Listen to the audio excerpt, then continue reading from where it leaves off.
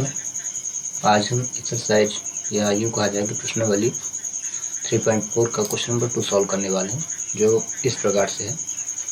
sec x is equal to का मुख्य मान और व्यापक मान ज्ञात करें। तो सबसे पहले कुछ इन क्वेश्चनों को सॉल्व करने के लिए कुछ इंपॉर्टेंट फैक्ट जो होते हैं उनको देख लेते हैं। नोट जो है, देखिए, यदि cos x is equal cos theta हो तब इस कंडीशन में हम कैसे इनकी वैल्यू फाइंड करते हैं। यदि ऐसी कंडीशन होती है तो x की वैल्यू क्या होती है, जब हम लास्ट में निकालते हैं इसका व्यापक मान, तो 2n pi plus minus theta कहलाता है, प्लस माइनस थीटा। कभी कंडीशन में cos x is equal cos theta की कंडीशन में, समझे। यहाँ पे देखिए, cos cos कट जाएंगे, दोनों ही cos कट जाते हैं, तो हमें x की वैल्यू से थीटा फाइंड हो जाता है, यानी x की वैल्यू थीटा कहलाती है। इसलिए जब आपको व्यापक हल ज्ञात करना है तो जो भी थीटा की वैल्यू होगी आप यहाँ पे रख देंगे, इस स्थान पे। जैसे ही आप यहाँ पे रखेंगे तो आंसर आपको फाइंड हो जाएगा, ठीक है। तो सबसे पहले क्या करना है, जो क्वेश्चन हमारा sec x है इसको हम कन्वर्ट करने वाले हैं किसमें, cos x में, ठीक है। अगर cos x में कन्वर्ट कर दें तो आंसर सॉल्व हो जाएगा। तो चलिए, ये फार्मूला याद रखिएगा कि cos x is equal cos theta होता है।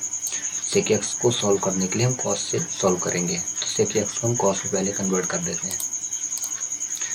तो सबसे पहले क्वेश्चन लिख लिया गया sec x is equal to, after this इसके बाद क्या किया गया, sec x को कन्वर्ट कर दिया गया फार्मूले में, 1/cos x is equal to होता है, क्योंकि आप ये 10th में पढ़ के आए हैं।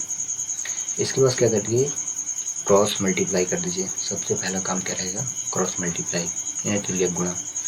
तो 2 का इंटू cos x में जब होगा तो 2 cos x हो जाएगा, ठीक है, इज इक्वल 1। इसके बाद cos x की वैल्यू निकाल लीजिए। तो जब आप cos x की वैल्यू निकालेंगे तो कितना हो जाएगा, cos x इज इक्वल 1/2 हो जाएगा, ठीक है। अब ये जो 1/2 है तो इसको हम डिग्री में कन्वर्ट कर दें। तो चूँकि आप पढ़ चुके हैं कि cos जो 60 का मान होता है 1/2 होता है, तो हम इसको तुरंत ही कन्वर्ट करने वाले हैं, cos x is equal cos 60 degree. अब ये जो डिग्री में वैल्यू आई है इसको हम रेडियन में कन्वर्ट कर दें, और रेडियन में जब भी वैल्यू कन्वर्ट होती है तो पाई में कहलाती है, ठीक है। तो हम पाई में इसको कन्वर्ट करते हैं, और रेडियन में कन्वर्ट करने के लिए आप पहले ही पढ़ चुके हैं 3.1, ठीक है। सो हम चालू करते हैं। तो देखिए, ये जो 60 डिग्री होता है रेडियन में कन्वर्ट करने के लिए इसकी जो वैल्यू होती है पाई/3 होती है। इसका रीज़न क्या होता है, क्योंकि पाई की वैल्यू क्या होती है 180 हो जाती है, ठीक है। और 180 में जब आप 3 का डिवाइड करेंगे तो कितनी डिग्री बनेगा, 60 डिग्री। तो हम यही यहाँ पे मेंशन कर देते हैं, cos x is equal cos पाई/3। अब यहाँ गौर करें, cos से cos अगर कट जाए तो x वैल्यू कितनी हो जाएगी, पाई/3, जो यहाँ पे हमें निकालना था। देखिए सबसे ऊपर जो हम मेंशन कर रहे हैं, cos x is equal cos theta, यानी cos x is equal cos theta. Theta की वैल्यू पाई/3 हो गई, क्योंकि cos कट गया, ठीक है। तो x इज इक्वल यहाँ थीटा था, तो यहाँ पे भी क्या हो जाएगा, x इज इक्वल पाई/3 हो जाएगा, ओके। तो इसके बाद क्या करना है, यही हम x की वैल्यू फाइंड कर लेते हैं, ठीक है। तो x की वैल्यू देखिए, cos से cos कटेगा तो पाई/3 आ जाएगा, x की वैल्यू पाई/3 आ जाएगी। अब ध्यान दें, cos की वैल्यू पाई/3 में 1/2 तो आता ही है। साथ ही इस टेबल को देख लें, cos पाई/3 इज इक्वल 1/2 होता है, साथ ही cos 2 पाई माइनस पाई/3 की वैल्यु भी 1/2 होती है। कहने का मतलब आप समझें कि जितनी भी डिग्री होंगी मुख्य मान व्यापक मान के, उनके 2 मान निकलते हैं। एक जैसे पाई/3 हुआ, फिर से एक पाई/3 है, तो ये जो पाई/3 है ये सिंपल मान था, ठीक है, 60 डिग्री का। ये कितने डिग्री का मान था, 60 डिग्री का मान था। यहाँ पे भी 60 डिग्री का ही मान आ रहा, लेकिन किससे कंपेयर करने पे, 2 पाई, एंड 2 पाई मतलब क्या, 360 डिग्री। जब हम 360 डिग्री से कंपेयर करते हैं तो cos 360 degree minus theta is equal कितना होता है, 1/2। कहने का मतलब होता है cos पाई/3 ही होता है। तो यहाँ पे 2 मुख्य मान मिलेंगे आपके, मतलब 2 व्यापक मान मिलेंगे। तो इस चीज़ को आपको हमेशा याद रखना है। कोई भी वैल्यू अगर एक आप निकालिए, जैसे cos पाई/3 निकाल लिए, इसके बाद अगली कौन सी ऐसी वैल्यू है जिसका मान सेम आएगा। तो जैसे यहाँ देखिए, पाई/3 में 1/2 आ रही थी वैल्यू, साथ ही साथ जब 360 माइनस थीटा करते हैं तब भी 1/2 की ही वैल्यू आती है। इसके लिए आपको क्या करना है, एक जो हमने आपको पढ़ाया है all sugar T and coffee, ये पढ़ा है all sugar T and coffee, यहाँ से आप वैल्यू पता कर लेंगे। वो कैसे देखें, कॉस की जो वैल्यू आ रही पॉजिटिव साइन में आ रही है, और आप जानते हैं कि आल का मतलब क्या, तो सभी वैल्यू प्लस में रहेंगी। यहाँ साइन और कॉसेक प्लस में रहेगा इस वाले क्वाड्रेंट में, थर्ड क्वाड्रेंट टेन और कॉट प्लस में रहेगा, जबकि कॉस और जो सेक प्लस में रहना वो किस क्वाड्रेंट में रहेगा, फोर्थ क्वाड्रेंट में। और जब फोर्थ क्वाड्रेंट में रहेगा तो आपको पता है कि फोर्थ क्वाड्रेंट में 360 की वैल्यू होती है, 360 और 270 की वैल्यू होती है, और 270 में चेंज होती है वैल्यू, जबकि 360 में चेंज नहीं होती। इसलिए हमने यहाँ पे 2 पाई लिया, 2 पाई ने 360 की वैल्यू ली, यानी cos 360 minus theta is equal जो होता है वो cos थीटा होता है। 360 minus theta is equal cos theta होता है। थीटा की वैल्यू क्या है, cos 60, और cos 60 का मान क्या होता है, 1/2।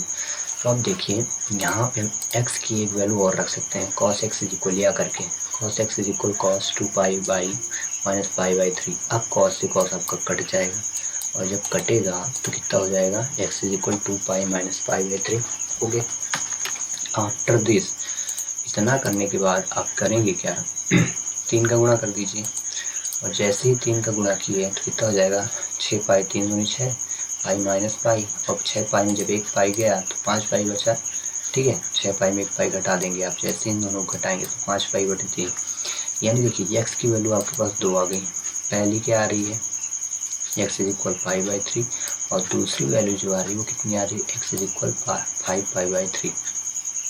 ओके, इतना करने के बाद आपको करना क्या है, अब जैसे x की 2 वैल्यू आ गई तो आप लिख सकते हैं कि x is equal pi by 3 या 5 पाई बाई 3। लेकिन ये जो 5 पाई बाई 3 आई है वैल्यू, ये वाली जो वैल्यू आई ये किसके बाद आई, इसके बाद। पहले तो पाई बाई 3 आई थी, तो मुख्य जो आपका व्यापक मान होगा तो यही होगा। ये पहली जो वैल्यू कहलाएगी वो क्या कहलाएगी, ये वाली कहलाएगी। ठीक है, पाई बाई 3 या 5 पाई बाई 3। यहाँ मुख्य मान जो होगा, सॉरी जनरल मान नहीं था, मतलब कि पहले आप निकालेंगे मुख्य मान, तो मुख्य मान क्या हो जाएगा, x is equal pi by 3। क्यों इसको नहीं लिया गया 5 पाई बाई 3 को, क्योंकि 5 पाई बाई 3 तब आया था जब हमने पाई बाई 3 सॉल्व कर लिया था, उसके बाद आया था। इसलिए जो वैल्यू आपकी पहले सॉल्व होगी उसको आप मुख्य मान मानेंगे। ठीक है, इतना करने के बाद दोनों वैल्यू निकाल लेंगे। इतना करने के बाद हमने जो फार्मूला शुरू में अप्लाई किया था, ठीक है, हम जानते हैं कि cos x is equal cos theta. ठीक है, अब cos x is equal cos से cos कटा तो x वैल्यू कितनी हो जाएगी, थीटा, और आपने देखा कि थीटा की जगह जो हमारा लास्ट वैल्यू है x की वैल्यू कितनी आ गई है, पाई बाई 3, इसलिए x is equal 2n pi plus minus pi by 3 हो जाएगा। तो इसका व्यापक हल जो होगा वो क्या हो जाएगा, x is equal 2n pi plus minus pi by 3। यदि आपको जितना भी मैंने समझाया आपको पसंद आता है तो कमेंट्स बॉक्स में सेंड करें कैसा लगा ये वीडियो।